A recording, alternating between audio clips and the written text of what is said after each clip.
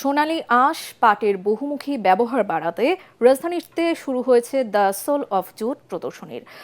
আলিয়স process, the Dhaka travel magazine, ভ্রমণ এবং jute diversification promotion সেন্টারের পৃষ্ঠপোষকতায় প্রদর্শনীর আয়োজন করা হয়েছে। সকাল 10টায় ধানমন্ডির আলিয়স প্রসেসের লা গ্যালারিতে এর উদ্বোধন করেন পরিবেশ উপদেষ্টা সৈয়দা রিজওয়ানা হাসান এবং বস্ত্র ও পাট উপদেষ্টা শেখ বশির উদ্দিন। উপস্থিত ছিলেন বস্ত্র ও পাট সচিব বিলকিস জাহান রিমি। দেশের কারুশিল্পে পরিবেশ বান্ধব পাটের ভূমিকা, সাংস্কৃতিক ঐতিহ্য, পর্যটন সম্ভাবনা এবং জাতীয় অর্থনীতিতে এর অবদান তুলে ধরতেই এ আয়োজন। হাতে তৈরি পণ্যের পাশাপাশি প্রায় 150-র বেশি বৈচিত্র্যময় পাট পণ্য ও শিল্প প্রদর্শিত হচ্ছে এখানে। প্রতিদিন বিকেল 3টা থেকে রাত 9টা পর্যন্ত দেখা যাবে এই প্রদর্শনী, আর চলবে আগামী 22শে নভেম্বর পর্যন্ত।